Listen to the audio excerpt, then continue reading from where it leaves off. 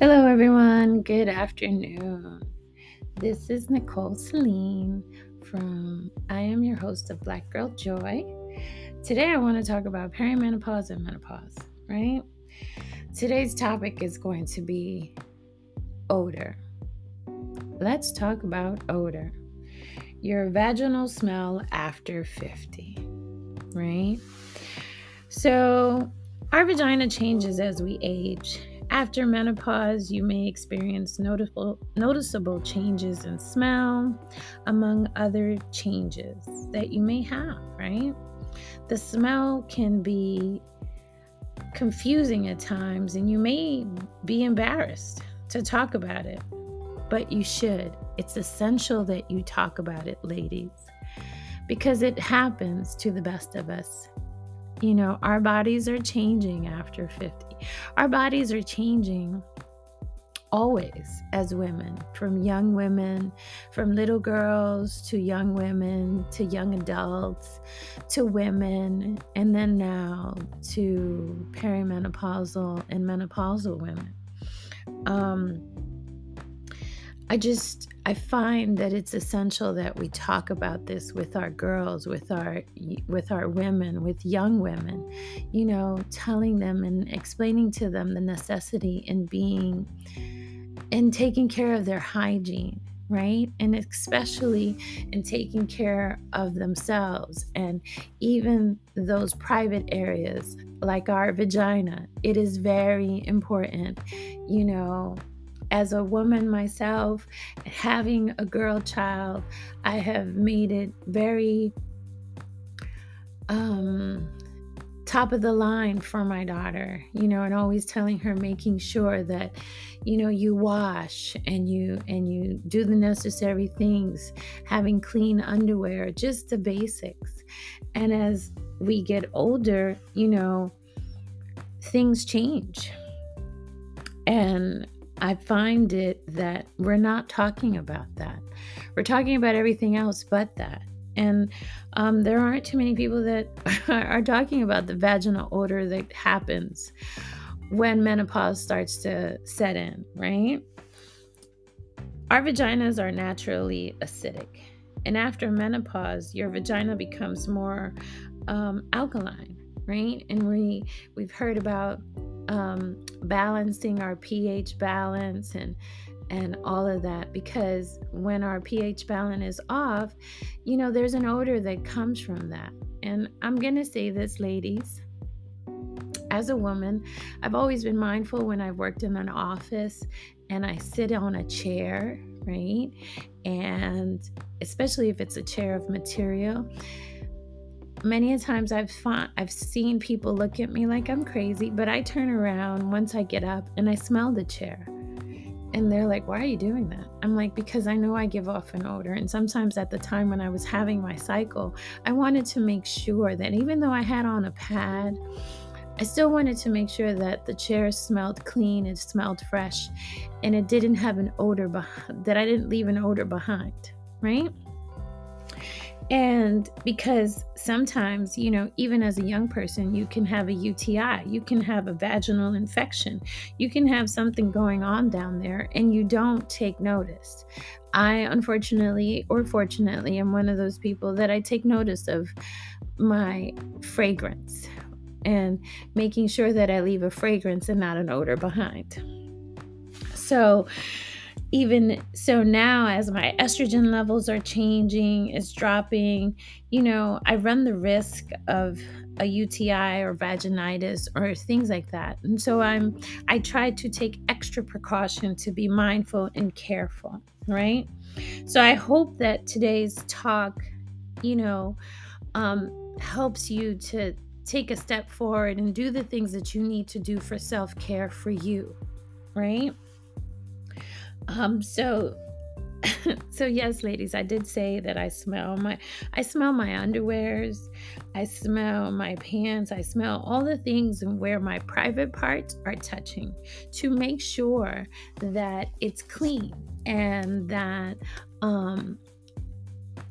if I notice something that doesn't smell right or feel right or seem right, that I bring it up to my GYN. I cannot emphasize how important it is to talk to your GYN and explain to them the things that are going on with you. You know, one of the things I've adopted from my pastor is one of the sayings is communication is the basis for cooperation. And it is so important that you communicate with your GYN what's going on with you, right? And sometimes you may not even understand what's going on with you, but it's necessary that you pay attention to your body. It is necessary that you listen to your body because it is talking to you each and every day, right? So I wanted to, yes, and I'm going to talk about odor. And so as your estrogen levels are starting to decline, this causes your walls to thin, which means less exfoliation in the vagina. Yes, the vagina exfoliates. It's the shedding of the lining, right? You may experience dryness and less glucose in your vagina. And this can make you susceptible to vaginal infections or inflammation, right? And let's talk about vaginal dryness for a moment. Vaginal dryness is a real thing. And I had a woman, her name was Cynthia Givens. You can look back on my podcast and you can find her. And one of the things she did talk about was vaginal dryness during menopause, which made having intimacy with her husband slightly difficult, because then now it becomes painful, because now her body isn't excreting all the necessary juices that are needed to make the vaginal walls moist to receive the male. So then now they had to find other ways of being able to help her to be able to be moist in there, right? And moisture in the time of intimacy is a good thing, right? You would like to keep your vaginal walls as moist as possible. And that also comes with eating, right? Drinking your water. But when it comes to menopause and vaginal dryness, here is where you need to enter, where lubricants and gels need to enter in. And they can be very beneficial to your intimacy, right?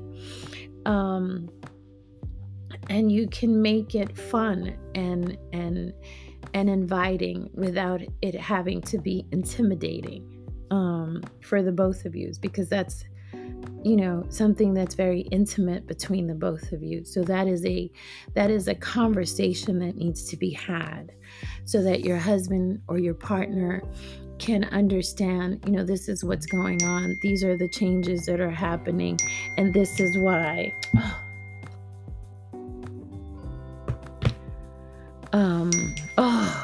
I'm so sorry. So this is why. So with that, I say that to say that, communication is key in all of that. So I want you to monitor your vaginal discharge, and, because even as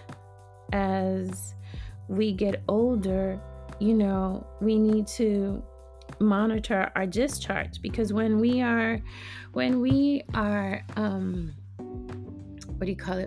are younger, and our discharge right before our cycle, it's almost like a mucusy kind. And forgive me, this podcast is not for the faint of heart. And if you are young, I hope that you are gaining the knowledge and understanding of what's going on with your body, because sometimes when you're a teenager, I get it. You may not understand that your body is changing even then, right? Into womanhood. So, you monitor your discharge, and monitor how your vagina feels. If there's any type of irritation, how are the secretions? Have the secretions lessened or are they more? Because once again, this can make intimacy very painful. I want you to be, I'm trying to get my thoughts, I had them. I want you to understand that even UTIs and all of that, they can change your vaginal secretions. They can change because they affect you internally, right? And you need to pay attention to that. Sometimes some of us can have a urinary tract infection. That's what a UTI is. And we don't even know we have it, right? Until then a foul smell starts to come about. And then that's when you are having to either go to the doctor or take something over the counter to help with that. And let me just touch on one thing. I'm not an advocate for estrogen or any type of hormonal pills or injections and things like that, because in my home and in my gene pool, cancer runs quite a lot. So because of that, I'm not a candidate for that. And with that also is a conversation that needs to be had between you and the doctor. This podcast is for you, the person, you, the individual, because each one of us is different. And each one of us will experience menopause differently. So for me, this is just knowledge base. This is also just giving you my experience. But in no way and in no means am I a doctor. I urge you with the utmost urgency to go to your doctor, to sit with he or her and speak to them and talk to them and let them know all the things that are going on with you. And if you don't like that one, find you one that you do like, right? Sometimes you got to weed through the pool of MDs in order to find the MD that suits you, that speaks your language, that understands what you're going through as your life is changing, as you are walking through menopause. Too many times I find that women don't ask the necessary questions that are needed for their health. And then they find themselves lost and not understanding what's going on with their bodies. And then they look up and it becomes something major. So before that happens, I'd like you, the individual, you, the person, the beautiful person that you are, to find the GYN, to find a doctor that suits you best, right? And understands your needs. And with that, yes, I mean, I know that there are lubricants out there. I know that there are gels out there. I know that there are teas. I myself like a lot of homeopathic natural medication or natural teas. I don't really like tea. Anybody that knows me knows I'm a coffee head all the way, right? But I do know that there are certain teas that may be able to help you with your menopause, especially like your night sweats or your hot flashes. So, October is Breast Cancer Awareness Month. And in my home and in my family, a few of my close family members have had breast cancer. And as I stated just a little while ago, cancer is, something that has, I don't even know what the word is, but has tried to invade us in my home. I'll just put it that way. That may not be the right word, but forgive me. And so with that, I urge you to, and the men also, if you're a male and you're listening to this is for you. You too need to go and get your breasts checked out, because men do have breast cancer. So you too need to take the necessary precautions to make sure that you go and you check your breast. And if you don't know how, then ask your doctor, right? And ladies, I want you to make sure that you are going for your yearly mammograms. You are going for your GYN checkups, making sure you get your pap smears. I think it's every 6 years now or something like that. But making sure that you get the necessary checkups that you need. And if there is an odor or a foul smell down there, then you need to pay attention. Right?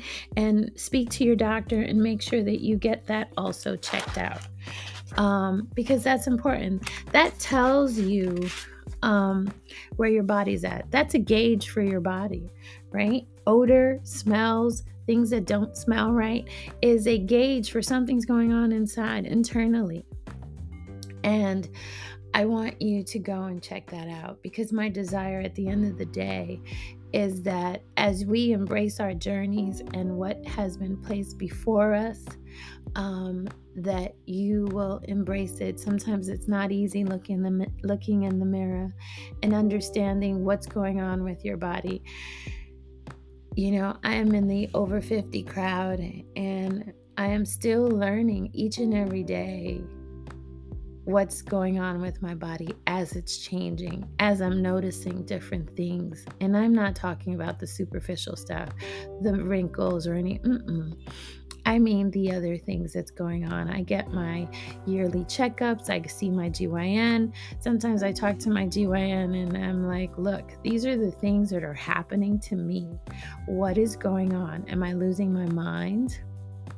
Because believe it or not, menopause or perimenopause can make you feel like you're losing your mind, right?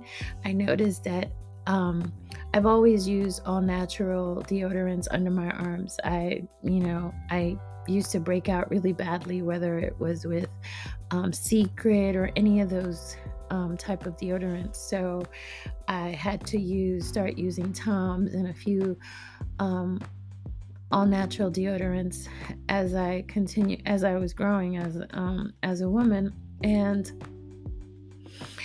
even with that, I started noting that I had to change my deodorant again, because now in the over 50 crowd, the odor under my arms seemed to be a whole lot stronger than what it was when I was young. And I did sports. So I was like, well, what's going on here? And, my doctor just clearly explained to me, Nick, you're getting older. And although you're clean and you're mindful of your hygiene, your body's changing, right? And even sometimes some of the foods that we're eating or what we're drinking can trigger certain odors in our body. So at the end of the day, as you finish listening to this podcast and to what I'm saying, all I'm saying is that I want you to go to the doctor. I want you to get checked out. I want you to be your best healthy self, right? Whatever that looks like for you and your doctor, between the two of you, or three of you, because if you want, I believe that homeopathic and medicine can coincide and work together and make a beautiful blend. I do.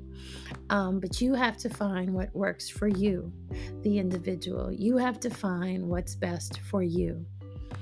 But I hope that with this, I've opened a door that will lead you down a path of searching and making a commitment to self-health, right?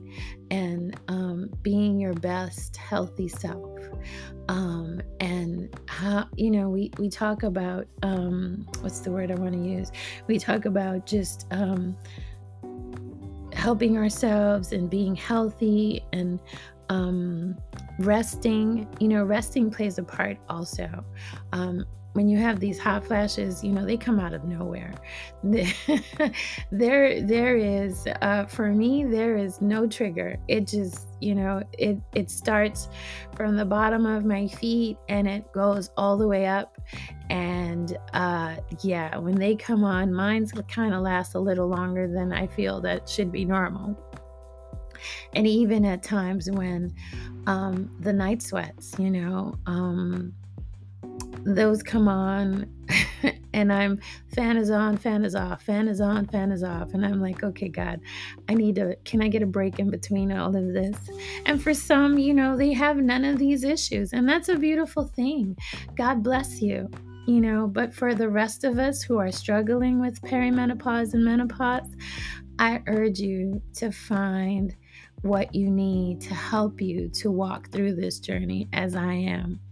Right? And if I can be of any help, you can always send me an email to www.blackgirljoyllc@gmail.com. My name is Nicole Celine. I am your host, Nicole. Oh, I said that backwards. My name is Nicole Celine, your host of Black Girl Joy. Thanks again for listening, and have a wonderful and blessed day, guys. Hope to talk to you soon. Bye.